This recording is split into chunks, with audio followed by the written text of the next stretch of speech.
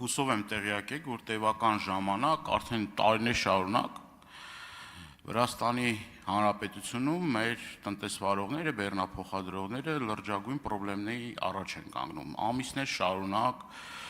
արհեստական ձգձգվում են իրենց եւ մուտքը Հայաստանի Հանրապետություն եւ Հայաստանի Հանրապետությունից արտահանվող ապրանքները։ Տնտեսվարողները ահազանգում են, այլ բեռնափոխադրողները, որ Վրաստանի իշխանությունները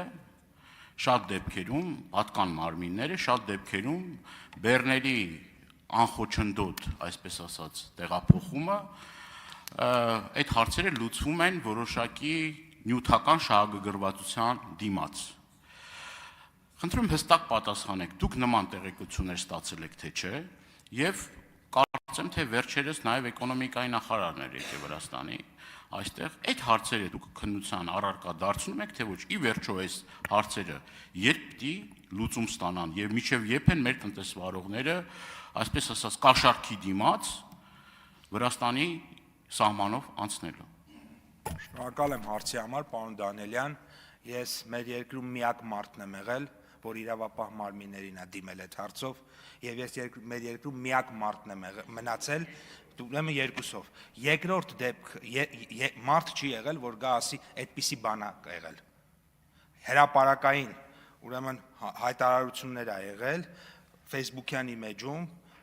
հարյուրավոր մարդիկ այդպիսի բան են գրել, ես դիմել եմ իրավապահ մարմիններին, իրավապահ մարմինները դիմել են այդ մարդկանց, Հայաստանի Հանրապետությունում չի գտնվել մեկ հոգի, որ գնա ասի ես հաստատում եմ իմ գրածը։ Ես չգիտեմ ճիշտ է թե սխալ, բայց ես գիտեմ մի բան, Հայաստանի Հանրապետությունում չի գտնվել մեկ հոգի, որ գնա ասի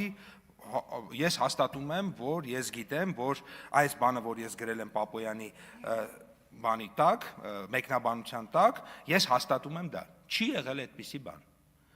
Ձեր դեպքում էլ ենթադրում եմ, որ չի եղել։ Սա մեկ։ Երկրորդը, ինչ վերաբերվում է կա թե չկային, ես ասում եմ, չգիտեմ, կա թե չկա, բայց ես գիտեմ, որ օրինակ վերջերս կահույքի հետ կապված հարց կար, նախարարը եկավ, ես հանդիպեցի իր հետ ու այդ հարցը հիմա լուծվել է։ Համեցեք արձագանք։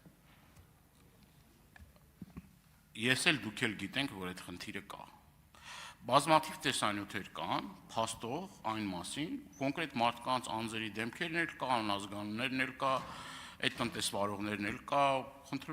կարծում եմ, որ խնդիր չի այդ մարդկանց հավաքել միտեղ, եթե պետք կլինի, ես էլ ձեզ հետ կմասնակցեմ եւ այդ մարդիկ մանրամասը կասեն, ինչ խնդիրների առջեւ են բախվում։ Ես առաջարկում եմ հանդիպում, դուք հանդիպում նշանակեք, ես այդ մարդկանց ձեռից բռնած կբերեմ ձեր մոտ։ Եվ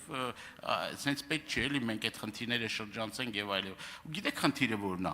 Մարդիկ ինչի չեն շատ ժամանակ, ինչի են խուսափում, որովհետեւ գիտեն, որ այդ մարդիկ ֆիքսվեն, շատ ավելի լուրջ խնդիրների առջեւ են կանգնելու։ Այսինքն պետությունը իր պարտականությունները կատարելու տեղը այդ պատասխանատվությունը դնում է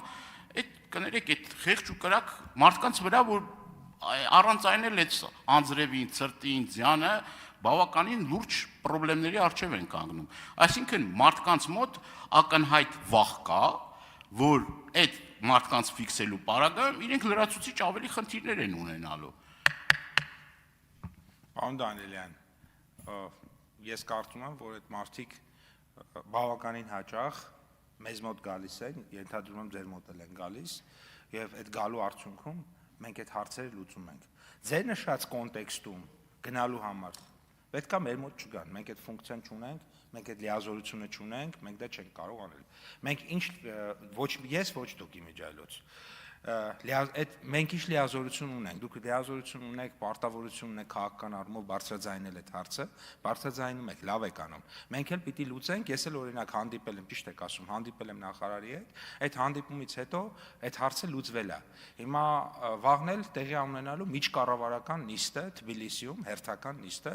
Հայաստանի եւ Վրաստանի կառավարությունների բոլոր հարցերը կքննարկվեն, չկա հարց, որ չեն քննարկվում, այդ հանդիպումները անցնում են մասնագիտական եւ քաղաքական առումով բավականին, այսպես ասած, հագեցած մթնոլորտում, լավ օրակարգով, հագեցած օրակարգով եւ բավականին լավ մթնոլորտում ու ես հարց չգիտեմ, որ Հայաստանն ու Վրաստանը փորձել են քննարկել լուծել, չի լուծվել, այդ հերթական փուլում կլուծենք նաեւ այդ հարցերը, որոնք մնացել են։ Թագուհի Թովմասյան։ Շնորհակալություն։ Պարոն նախարար, իմ հարցն էլ է վերաբերում